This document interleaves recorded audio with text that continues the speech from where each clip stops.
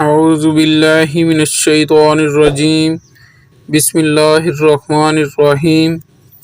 مسلم بن عقیل نے حضرت حسین رضی اللہ تعالیٰ عنہ کو کوفہ کے لیے دعوت دے دی۔ اس وقت مسلم بن عقیل کو یہ اطمینان ہو گیا کہ حضرت حسین رضی اللہ تعالیٰ عنہ تشریف لائیں تو بے شک پورا عراق ان کی بیعت میں آ جائے گا۔ حجاز کے لوگ ان کے پہلے ہی تابع اور دل دادا ہیں، اس لیے ملت اسلام کے سر سے بآسانی یزید کی مصیبت ٹل جائے گی اور ایک صحیح معیاری خلافت قائم ہو جائے گی۔ انہوں نے ہدایت کے موافق حضرت حسین رضی اللہ تعالیٰ عنہ کو کوفہ آنے کی دعوت دے دی۔ حالات میں انقلاب۔ مگر یہ خط لکھنے کے بعد بحکم قضا قدر اس طرف حالات بدلنا شروع ہو گئے۔ یزید کی طرف سے نعمان بن بشیر کوفہ کے حاکم تھے۔ ان کو جب یہ اطلاع ملی کہ مسلم بن عقیل حضرت حسین رضی اللہ تعالیٰ عنہ کے لیے بیعت خلافت لے رہے ہیں، لوگوں کو جمع کر کے ایک خطبہ دیا جس میں کہا کہ ہم کسی سے لڑنے کے لیے تیار نہیں اور نہ محض شبہ یا تہمت پر کسی کو پکڑتے ہیں، لیکن اگر تم نے سرکشی اختیار کی اور اپنے امام یزید کی بیعت توڑی تو قسم ہے اس ذات کی جس کے سوا کوئی معبود نہیں کہ میں تلوار سے تم لوگوں کو سیدھا کر دوں گا جب تک تلوار کا دستہ میرے ہاتھ میں قائم رہے گا۔ عبداللہ بن مسلم بن سعید خزرمی جو بنی امیہ کے حلیف تھا، یہ خطبہ سن کر کھڑا ہوا اور بولا کہ جو حالات آپ کے سامنے ہیں ان کی اصلاح بغیر تشدد کے نہیں ہو سکتی، اور جو رائے آپ نے اختیار کی ہے یہ کمزور اور بزدلوں کی رائے ہے۔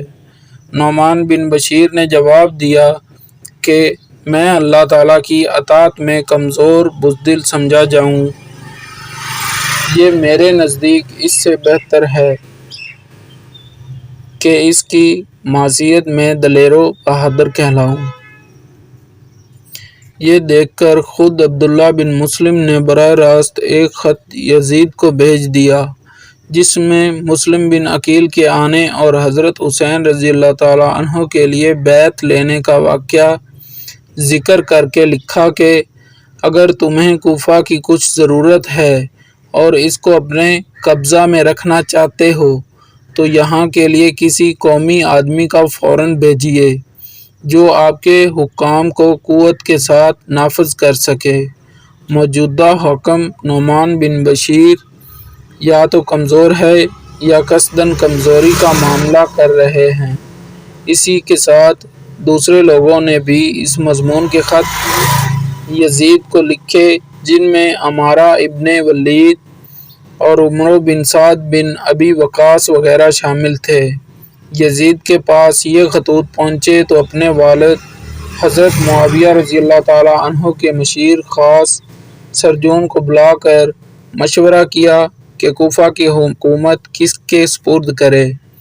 اس کی رائے یہ ہوئی کہ عبداللہ بن زیاد کو کوفہ کا عامل بنایا جائے، لیکن یزید کے تعلقات اس کے ساتھ اچھے نہ تھے، اس لیے سرجون نے کہا میں آپ سے ایک بات پوچھتا ہوں کہ اگر آج حضرت معاویہ رضی اللہ تعالیٰ عنہ زندہ ہو جائیں اور وہ آپ کو کوئی مشورہ دیں تو آپ قبول کریں گے؟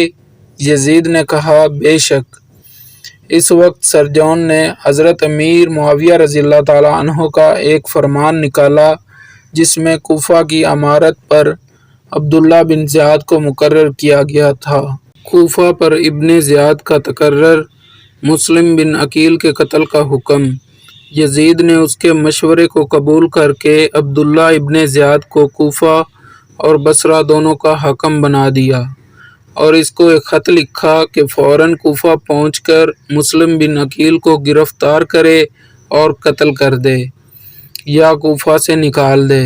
ابن زیاد کو یہ خط ملا تو فوراً کوفہ جانے کا عزم کر لیا۔